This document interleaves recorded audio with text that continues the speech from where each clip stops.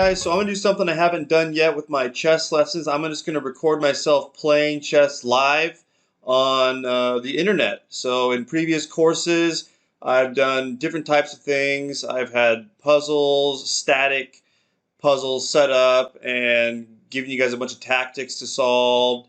I've gone through positions, my own games, master games, and tried to give everyone all different kinds of knowledge based on all aspects of the game. So from openings to end games to tactics and everything like that. But I've never recorded myself playing online before. I thought this would be something new and interesting to do.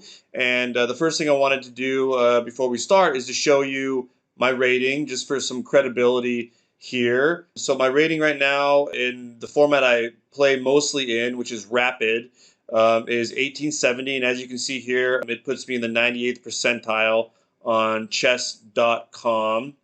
And this is similar to my official United States Chess Federation rating, which is also, it's actually 1827.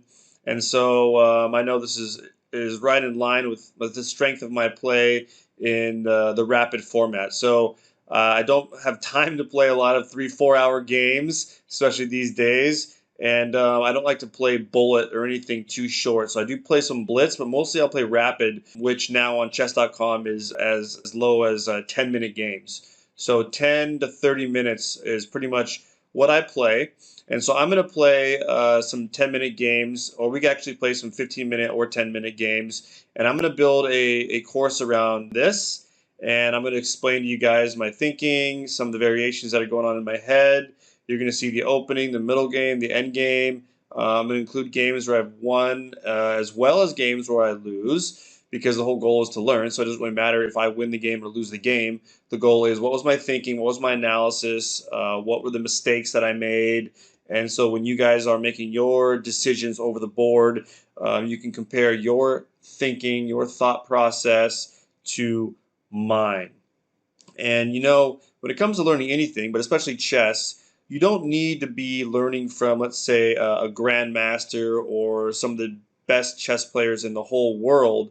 What you need is someone who is farther along in the journey than you. So that means a stronger player than you, and to be able to help you along. And usually that means someone who's quite a bit stronger than you, but not necessarily too much, because sometimes if someone is way better than you, let's say a grandmaster, for example, they have forgotten what it was like to be a beginner or to be an intermediate player, be someone who's trying to get to that next level, to the next level of strength, and the struggles that you have. And I know that when I was first starting to try to get good at chess, it was really hard to find someone to explain things to me in a way that I could really understand and relate to, just because someone that's that far ahead of you, they've forgotten the challenges of learning from the beginning. Because chess is such a complicated game, we forget a lot of the stuff that now seems really simple and basic to us is not so simple and basic to a beginning player or an intermediate player that's rated 1200, 1300, 1400,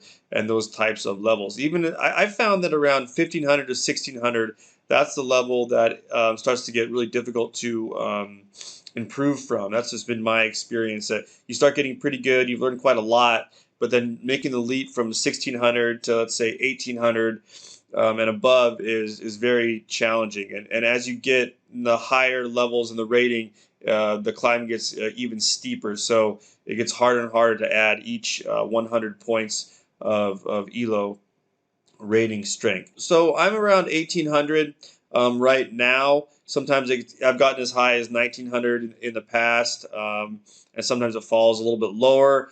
But my main goal is to help you guys improve. And for the vast majority of chess players that are rated around 13, 14, 1500, as you can see again, 1817 puts you in the 98th percentile. So that means that only 2% of all the players on this website, chess.com, are rated above 1870. So that means that most of you, I hope, will have something to learn from these lessons. That's why you're here. And so without further ado, we'll jump into some games, and I hope you guys learn a lot.